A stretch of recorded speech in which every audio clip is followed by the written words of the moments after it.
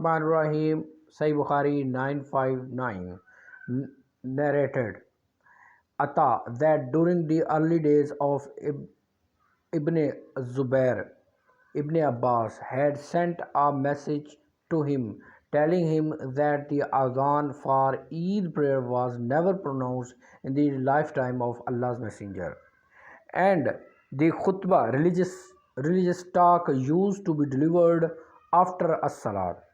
960. Jabir bin Abdullah said there was no azan for as-salat, prayer of Eid al-Fitr and prayer of Eid al-Adha.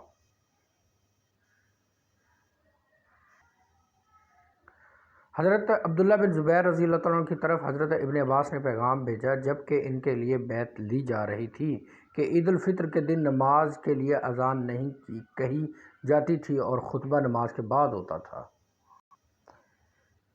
960 हज़रत अता से रवायत है, वो इब्न अब्बास और हज़रत जाबिर रज़ी अल्लाह तआला अन्हुम से बयान करते हैं, उन्होंने फरमाया कि ईद उल फित्र और ईद उल अज़हा के दिन अज़ान नहीं दी जाती थी। याद रहे कि ये अब्दुल्ला बिन ज़ुबैर रज़ी अल्लाह तआला अन्हु ये हज़रत अस्मा के बेटे हैं और हज़रत अबू बकर सिद्दीक़ रज़ी अल्लाह तआला के नवासे हैं।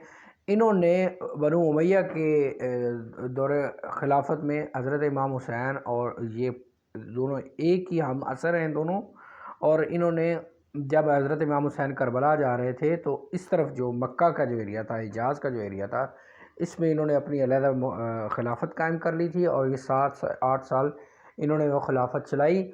उसके बाद वो हज्जाज बिन यूसुफ़ आया तो उसने हज़रत ज़ुबैर को कत्ल करवा दिया, शहीद करवा दिया।